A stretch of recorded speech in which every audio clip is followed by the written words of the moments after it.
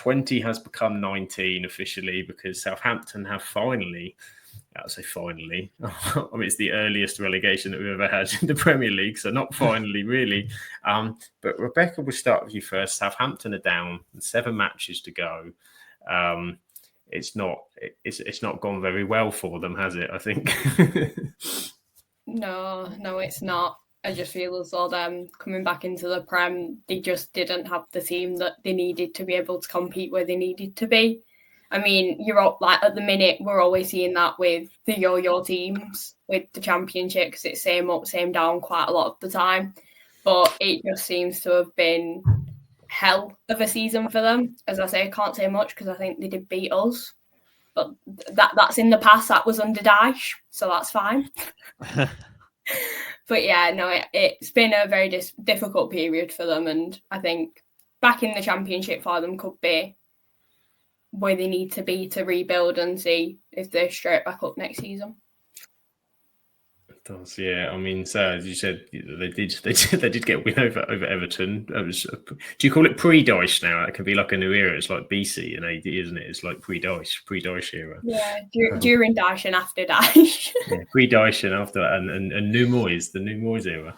But yeah, Southampton, it's been pretty sad and pathetic down this season. Obviously, for me, I'm a local down here, and it's not been a happy hunting ground in terms of what they're witnessing. I think that's the worst thing I think they found is that it's just awful to watch, particularly under Juric. At least kind of under Martin, it was errors, but there was kind of a bit of football going on. I think it's just been they're not even.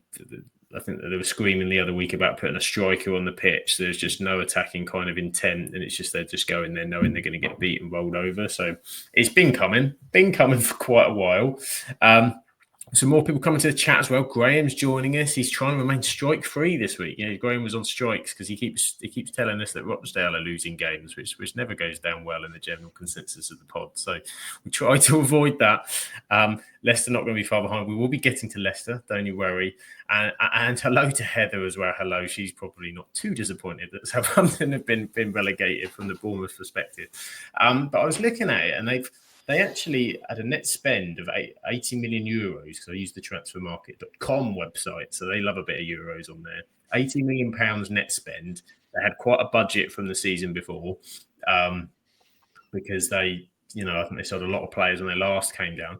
Grimmy, 2 managers sacked in the same season. Never really a recipe for success. No, I mean, I can't remember any team in the Premier League era or any team in Europe when they've had 2 or 3 managers and they've had a good season. You generally don't get sacked if you're having a good time of things. So, yeah, I mean, I know we've spoke about Southampton a bunch of times, and particularly when it was the Russell Martin era, if you want to call it that. But like, they even said they were a step ahead of the plan by getting promoted so soon, and it kind of felt like, well, if you a step ahead of the plan, you stick with the guy who's made the plan be successful so far.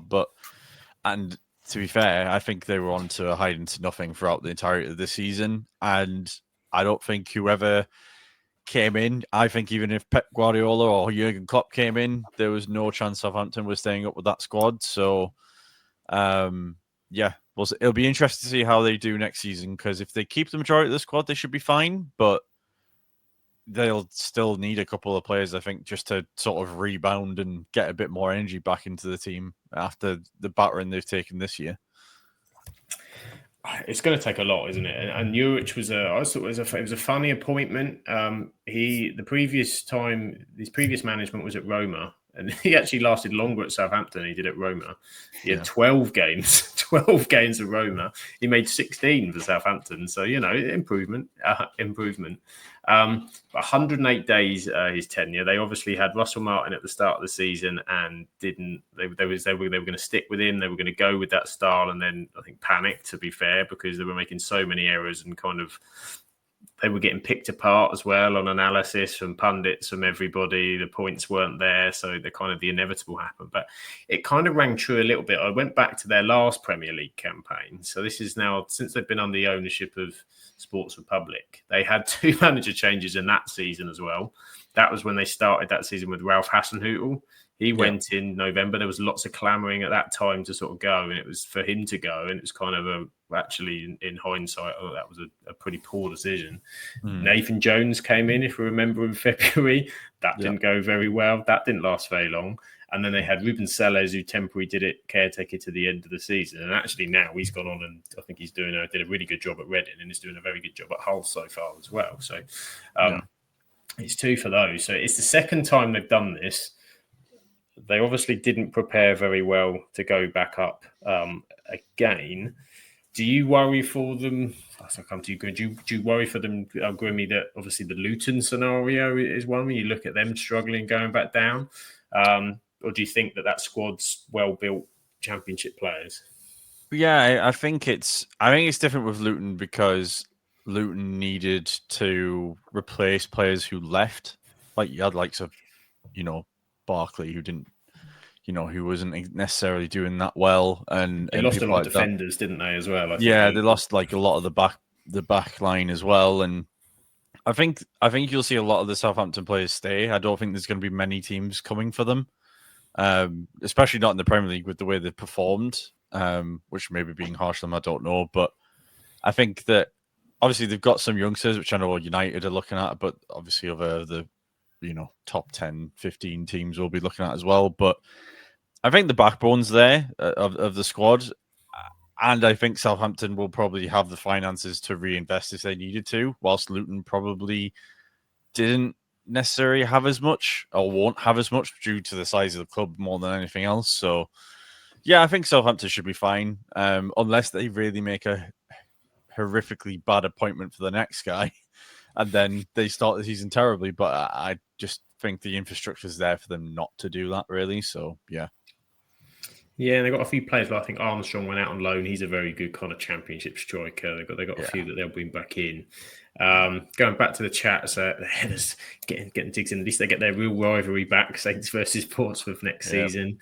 Evening to Russ as well. Thanks for joining us. But Heather is sorry that relegation Ramsdale. I know it's just not. He's getting a few on his resume, but he was the one good signing they made and probably saved them from going down earlier, in all honesty, and saved their embarrassers on a few situations. Be interesting where he goes, because in my mind, and this was when Leeds were top of the Championship and looking pretty good. I mean, I think last I saw they were winning tonight, but it's been a bit sketchy recently. So I thought him to Leeds or something like that would make sense, because their goalkeeper's very error prone, I think it's fair to be said. So they'll be in the market for a keeper. You'd imagine he will stay in the Premiership. Graham saying Ramsdale and relegation go hand in hand, and Heather broke his heart when he saw him crying when the Cherries got relegated. So it is very, very sad. Russ asks, it says Ramsdale's still good enough for Arsenal. Spenny fan Chris joins us as well. He's joined us from Curzon Ashton versus Spennymoor. So we've got the Champions League all the way down to the joys of the lower leagues going on tonight as well. And Graham says this, Rebecca, what do you think? Obviously, you're part of the lower league crew as well. So Danny Roll, manager at Sexton, he's a name that's been mentioned quite a lot in my office. They're quite fans of this young gentleman. Sheffield Wednesday having a few kind of off-field financial issues. He's done quite well with them. Do you think that's a number one candidate for Southampton? I feel like it could be a good one, but I don't know how well he'd do if they were to get promoted into the Premier League. I think that'd be a whole new thing for him to try and tackle. But I do feel as though like what we've seen him do with Sheffield Wednesday, isn't it? Like what we've seen him do with them is quite impressive for what's been going on in the background. So I do feel as though if he was to go, I think he could prevent the double relegation which Southampton could be threatened with, because I feel as though that could happen depending on what they're able to do with the rebuild and trying to who they end up losing and getting in. So it will be an interesting one, but I do think he will be a good one to try and get them back into the Prem. He's a very good manager, and I think things are going to be difficult. I think at Wednesday they're going to be struggling to do much transfer window, etc. So certainly one that's on the name. The other game, there was a name on the list I saw as well, was Liam Mousinho as well. He's been doing quite well in France since he left kind of Hull. He's another name that's kind of been linked, so it might be interesting what happens then. Obviously, they now have time to prepare for next season, because the only thing they're gunning for is this. They need to get 2 more points to not have the worst record ever. And I think it's been a pretty rough season for Derby fans, but where they're at now, a couple of months on, they're suddenly out of the relegation zone. New manager who looks good, and actually somebody might take their worst ever Premier League record. So it might not turn into too bad for Derby. Grimmy, are they going to find these 2 points, or is this as good as it gets? Because they did have Palace, wasn't it? Palace, they had a draw, looked like they might get a win. Can they find something? 7 games to go. They do have us in that 7 matches, just to let you know. Yeah, you've got David Moyes, though. This is not. So you've got to draw against Everton, is basically what Rebecca's saying. It's the last match of the season. If they draw 2 games, they've beaten it, haven't they? So, yeah, I mean, 7 games is plenty of opportunity just to scrape a couple of 0-0s out, I guess. But in terms of winning a game and just beating it straight out of 1 game, I can't see them winning out of 7 games. Which is mad to say that about any Premier League team, but yeah, they have been atrocious this year. I honestly could see them equaling it and just not beating it. Like, they managed to nab a point and not be totally the worst, just joint worst. Exactly, which then gives you an out. If you're joint worst, then you can kind of you could look at someone else and be like, oh well, at least we're as bad as you. Yeah. These together, we were something. Would be sad for them. One name, say Heather mentions though, Tyler Dibling might be one that people want. Yeah, I think the problem seems to be that they put a huge transfer fee down on him. I think I can't remember what the figure was, but it was insane for someone that kind of young and whatever. So that might be difficult for somebody to do that. But he's certainly a talented young player. That will certainly have a future, I think, in the Premier League. And an interesting question coming in from Russ. We'll go to the other 2 relegation sides shortly, because they both had fantastic weekends as well. It really was kind of the weekend that shows the difference between the relegated side and kind of everybody else. But Russ says, who's the most well-equipped team to bounce straight back up? He would say Ipswich. What do you think? I'd agree with that. Based on, I think Leicester are so poor, and yes, they had a decent spring back season with Maresca, but I can't see them. Well, they're going to have financial issues as well with their situation at the moment, so I can't really see them being able to invest. And Vardy's probably leaving, so their talisman's kind of out the door. Is Harry Winks a good enough player to get you promoted from the Championship again? I would argue not. I just think Ipswich will probably keep the majority of that squad, and Kieran Maguire knows what he's doing, and he's been great for them and will probably continue that trend. Whether it's a straight automatic promotion, I'm not 100% sure, but I think that they will be there or thereabouts in the playoffs. Ipswich, I do think they will be. Yeah, it's a similar squad, isn't it, to what they had when they did last week. And Bucky's here. Super Schmodix, back from injury, will storm the Championship again from a Blackburn fan. Ipswich, you would think. Heather's still holding out hope, though, that they might overtake Wolves with Cunha out. I think I saw a stat, actually, their record since he's been out. I think they've won 3 in the trot since he's been out suspended, so it's worked kind of okay for them. And they beat Ipswich, obviously, which we will come to. At the weekend. But yeah, it's not good. Southampton are well and truly down. We'll come to those next. We'll come to Ipswich, and this surprised me actually, because I was looking to try and see, when the 3 have gone down, is it they weren't able to do much transfer business? You would expect them to be near the bottom of the table for net spend, but Ipswich were the 2nd highest in the Premier League for net spend. Brought in an awful lot of players, some big fees. 150 million euros actually that they had net spend, which was surprising when I looked at it, because you wouldn't have said that the sort of squads squad's kind of there. I think everybody knew it would kind of be difficult for Ipswich, but I think coming into that, they were like last season, everyone loved a bit of Luton, didn't they? They become the neutrals' favourite in there. We'll move on to that game this weekend, Grimmy. Ipswich 1, Wolves 2. Cunha's been out, but Wolves have actually been slowly reasonably impressive recently. Jorgen Strand-Larsen's 4 goals in 3 games. Nailing Finn for Ipswich, was this kind of just the exclamation point to sort of show this is the difference between the gap of the bottom 3 and everybody else?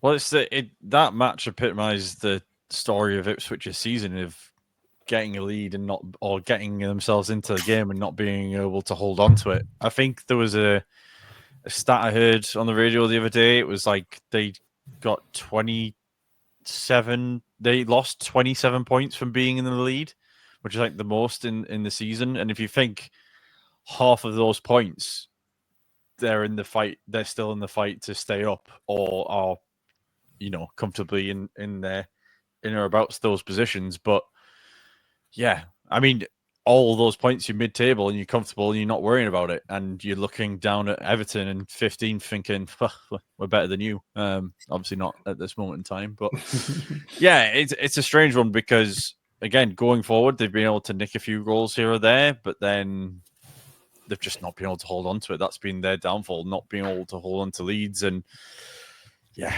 Wolves have capitalised on that and pretty much sealed the fate with that win. I have indeed. Vitor Pereira's quietly done a good job, actually, sort of coming in, not really the kind of profile of manager I think people knew too much about. Everyone's kind of let him get on with it as well. They've not really received a lot of talk, Wolves, in sort of recent weeks, I think, because everybody kind of realised that the bottom 3 was sadly going to be the bottom 3. I think Andre João Gomez have been playing really well for Wolves. I think they're really, really sort of nice couple of players in there. Obviously, Cunha gets all the headlines and for a lot of the time for good reasons, for fantastic goals, but the odd, shall we say, the odd disciplinary issue we've had as well this season, which is a problem. Rebecca, I'm guessing we think, and Cunha's, I think, made it clear he wants out in the summer. Do you think there's a lot of clubs in the Premier League that are going to be vying for him? I know United have been mentioned, but 1 or 2 others. You think Premier League for him? I really don't know, because I think a lot of teams will have seen how he's been this season, and you're not going to focus on behaviour, but that could be the make or break for quite a few teams, because if you're to put that much money into a player and then all of a sudden he's doing this every other week and getting suspended, you just can't rely on him. He is a very talented player, don't get me wrong, and he has been a standout for Wolves this season, but the main thing that has let him down is the disciplinary aspect. So I think it will be interesting to see if any clubs do take that risk, but then it could also be a complete switch in him as a player in terms of he's like this because he doesn't want to be at Wolves. So unless that is why he's acting like that, so if he goes like a United, he could turn completely different and he never gets a yellow or red card. It could be. Yeah, people behave very well at United, don't they, Grimmy? We never have any disciplinary issues with any players. You know, I have who no go idea what you're sulking, referring don't want to Sam. play. I can't remember any of that happening in the last few seasons at all. So, yeah, it would be a match made in heaven. I've no doubt about it. But no, it's a fair point. Yeah, you can't afford somebody to be out that many games if you're paying that kind of fee for them. But it has gone quite nicely for Wolves. But the game itself, one thing I did enjoy was there was a crazy moment where the goalkeeper had to rush back and palm it off his line from a back pass. It was kind of a mix-up, wasn't it? And he had to come back. And it resulted in an indirect free kick in the penalty box, which we don't see enough of. I love that.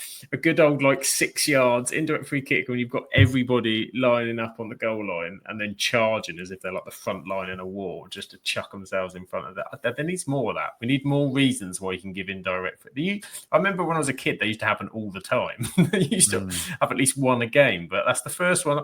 When was the last time you can remember an indirect free kick? There wasn't one at Bromley last week, was there? No, it was when I went to Dundee and St Johnstone. Of course it was the Scottish. We can always rely on the Scottish. Why wouldn't it not be the Scottish Premier League? It was the St Johnstone keeper picked up a back pass, and then it was the indirect free kick in which Simon Murray didn't score, but it was highly amusing watching an 11-man defence just fill the goal line. But yeah, Scottish Premier's where they are. It is, and I think it's because I think if with that scenario, can't be one they train or even talk about often. So probably as the person's coming up and they need it touched off, like they don't really have a plan because it's such a rarity to happen. You're almost having to look at where the shortest guy is and then trying to sort of aim above his head. That's kind of the plan. But it's always the player that like I think it was Sam Morsey blocked it. You're like, I'll get a call. It's always going to be the warrior that's out, and he's out like 8 yards before the bloke's even kicked it, smashed in front of it. I did love a bit of that. That was very, very enjoyable. But coming on to the third team of what looks like the relegation trio, Leicester City. Fantastic job they did last night. Didn't take long at all against Newcastle to be behind. Funny enough, yes, I was with a friend yesterday. We're having a bit of dinner, and he's not a football fan at all. And it was on the sort of sports bar telly where we were. And we were talking about the podcast and stuff. Because how do you think this one will go? I was like, Leicester are going to get battered. I said, Leicester are in trouble here. And just as I said that, they scored after 1 minute 30. And I was like, that won't be the only one. That's just the start. So Grimmy, I mean, that was just kind of a man against boys a little bit, wasn't it? City in that sort of first half. They just ripped Leicester open at kind of will. And not good at all for Leicester. Yeah, I mean, I think the stat I heard on that one was it's like they're the first Premier League team to not score for 8 games in a row, 8 home games in a row, which is just crazy.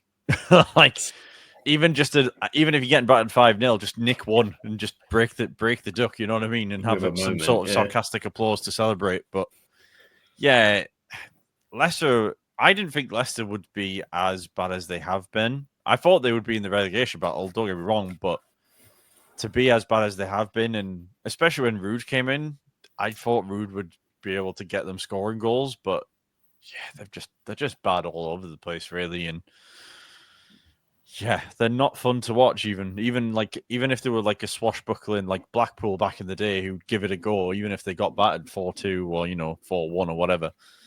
At least they gave it a go. Leicester just looked so lifeless, and all the joy sucked out of them, basically. They do. And you look for the squad, and it's just not the kind of experience isn't there, like the Premier League kind of experience and nous within there. I mean, I was critical, I think, of Wout Faes last time they went through to the Premier League. I think he really struggled defensively, and he's just kind of example of a few sort of players they've got in there. I mean, like we said, like, with all respect, they've still got Jamie Vardy. Jamie Vardy shouldn't really be having to lead the line as often as he is for them to kind of give them an outlet, particularly with, they're another one. They net spend 41 million euros, so they put a few pennies in as well. And this is, again, the second time they've come up as well. So, and again, probably because this always happens, Leicester will be fighting at the Championship top end next season. You can kind of see it. But it is... Yeah, it's been poor to not score in 8 games at home, as you said. Like, it's just there's teams that come up and entertain and have a go, and I think because we watch the Premier League week in, year in year out, we like those teams to come in to add that bit of spice. And I get that sometimes it is a bit suicidal, and I think Norwich did it. We saw the way that Leeds tried it kind of in the past, and it hasn't really been since that season where was it Forest, Bournemouth, and Fulham? They all come up together. Was it those trio or 3 of them?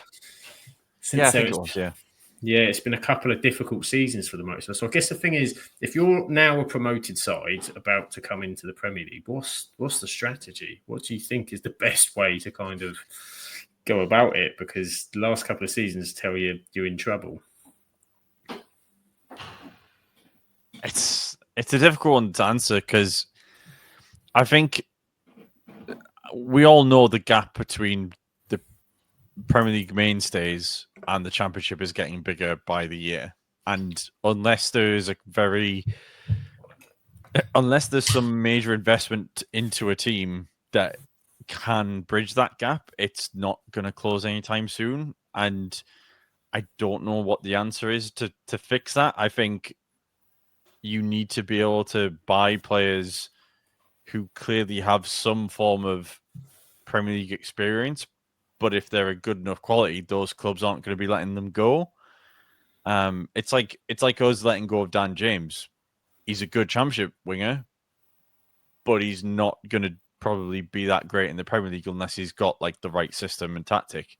And Leeds aren't Leeds are looking like they're going to probably or potentially fall into the playoffs. So who even knows if they're going to be in with a shout of getting promoted automatically by the end of the year, because the way they're falling back is quite remarkable. But there is no obvious answer. I think you just need to have the right combination of manager, and you need to get the investment spot on. Like we saw with Forest when they came up and they basically had to buy themselves an entirely new squad.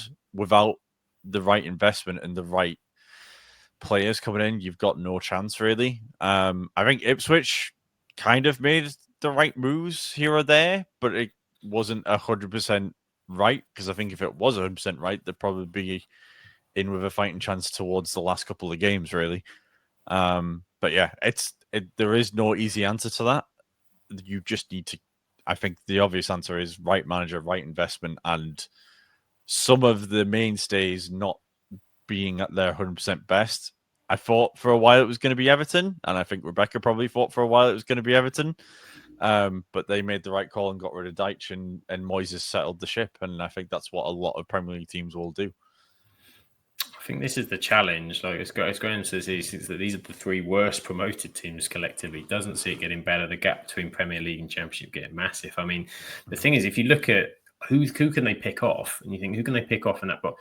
Everybody, even Wolves, have had periods of the season where they've been in good form, and that's the difference. Is they have really good runs. Like these teams might put a game or two together that we've seen, but. Even teams that were struggling early on in the season, like Palace are flying now. They've been fantastic since then. And then you've got teams that have sort of dropped down into there in terms of West Ham, United, Tottenham and such, where, they're massively underachieving and they're still miles away from where the relegation guys are. And then Everton was, say, struggling early on, but still weren't in there. And then, say, suddenly Dyche went, Moyes came in, completely different outlook. And so you'd imagine new stadium next season, things look different. So they're another one you're now saying Rebecca will be hoping she won't have to mention the R word next season. And say comment coming in, so it's never going to be Everton's squad was held back by Dyche. Moyes has shown what a poor manager is, giving Dyche, getting stuck in on Dyche. But I think, as you said, Grimmy, like you look at it again next season, you look at the three at the minute, we don't know who's going to go up via the playoffs, but we know it's two of the three from Burnley, Sheffield United and Leeds. And looking at it tonight, Sheffield United are losing and Leeds are winning, so that might flip that back around again, and Burnley are drawing. So that really is week to week. But you look at those three sides and you go, well, Burnley have got this fantastic defensive record, but that won't work in the Premier League. The teams are too good going forward. They'll break that down. We've seen that before. If you just come with a really good sort of defensive plan, they're scoring more in recent weeks, but they're going to have to adapt a bit. Not as much as Company adapted last time they went up. I think we're going to see more of a pragmatic Burnley if they come up. We've kind of seen Sheffield United the last few times. They've struggled to put anything together. Last time they couldn't buy anybody. I think they were under an embargo. That was difficult. So they may have something they could do this time. I don't know. And Leeds are probably the best going forward, but they're leaky and susceptible, as we've seen, to sort of throwing things away as well. So that's not the kind of blueprints that you can say that next season there's any of them you can hang your hat on to say they're going to do it, unless massive investment, something different, something changes, which could kind of happen. So we shall certainly see. The question before we move away from relegation is about Ruud. Ruud, we love a bit of Ruud. Or certainly Grimmy and I love a bit of Ruud van Nistelrooy. Does he go before the end of the season when relegation is officially confirmed, or at the end of the season? Would it be rude to leave early, Grimmy? For the sake of Leicester fans, probably not. It's been abysmal. There's no other way to put it for him. I know when he first got hired, me and you were, I think it was probably the podcast straight after, or the week after, we were fingers crossed it was going to go well for him. And unfortunately, it's been the complete opposite. And I think for Leicester, it's probably... I think I read somewhere that there was financial implications if he went, like it was going to be pretty pricey. So that might have some bearing on it. But if I'm Leicester, regardless if they get rid of him now or at the end of the season, I don't think it's going to make a major difference. If you're going to get the next manager in, it's probably going to be in the off season when you're looking to try and get things in a row. But yeah, I mean, getting rid of him now, it's probably going to be a coach that comes in and does a interim job for 7 games, and then, I mean, it's not going to make a difference whether he goes now at the end of the season, but for the sake of Ruud and everyone else, probably just get rid of him now and try and find the right guy between now and the end of the season to try and make a jump start on everybody else who might be looking for managers, I guess. But yeah, I don't know who that is, or even recommend Steve Cooper, maybe bring him back after getting rid of him at the start of the season. I can imagine that. Or give it Deitch, give it Deitch, maybe. I don't know. Yeah, it's just Leicester are a head scratcher because they don't seem to make the right decisions. I mean, why get rid of Cooper when he was getting results? That's kind of, I just didn't get it. I just didn't get it in the first place. I think, yeah, they didn't click. That the whole Forest thing, I think, was always the problem with Cooper. That was always the thing. But you go back to last season, and you think, they had to completely change because they had Maresca. They came up with Maresca, and suddenly they've come up to the Premier League and they've got to change manager and do something different. So there's no kind of continuity there for them. And then, so Ruud's got a lot of, his experiences mainly from the Dutch league. He'd been sat on the sidelines at Old Trafford, watching the shambles that we were performing week in, week out. And then he took charge of a couple of games, and suddenly, he's not used to this end of the Premier League and kind of how that kind of works, and scrapping from week to week, and they just haven't scrapped. I think that's the reality. Yeah. Just hasn't happened. So, yeah, interesting one, because I think, another one. I think he was linked to, I remember when he was at United, I'm sure he was linked to AC Milan and Roma and such at the same time, wasn't he? He probably would have much rather taken those in hindsight, I would have thought. But Rebecca, what do you think? Say Van Nistelrooy, do you think he'll go at the end of the season, or do you think before? I think it'll be the end of the season. I think the fate of Leicester is already sealed, where you can put the, apologies to any Leicester fans, you can put the I next to their name already. You can't see a miraculous run come in and somehow they achieve safety.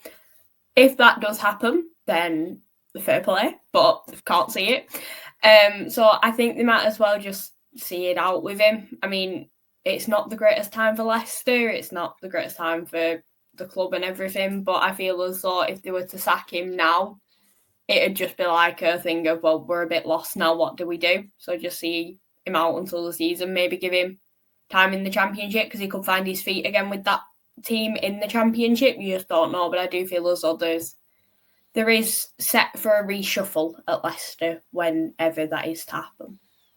That's it. And as Grimmy says, you're not going to want to pay his contract really kind of out if you can help it, knowing you're going to get the shortfall of being back in the Championship kind of next year. So yeah, it's a shame for Ruud. It's a shame for Leicester. But some love for Dyche. There's always some love for Dyche somewhere if you look hard enough, Rebecca. Feel for Dyche if some of those draws have been wins. There you go. You never know. And Silk said in the commentary, he said the relegation side / promotion fighting side should be fighting over Gary O'Neill, in my opinion. Don't tell Heather that. Kept a poor Bournemouth side up and a poor Wolves side after numerous sales, and sadly went stale, but he's shown himself to be a decent survival manager who plays okay football. I mean, there's a number of managers. Yeah, there's a number of managers you forget have kind of been out of work for a little bit, and they kind of come back around and will be looking for something to do. So, Graham says Leicester are a mess off field with finances, so they could actually struggle next year. Yeah, it could be another tricky one. Not quite as it's been when they've gone down in the past. We will see, but yeah.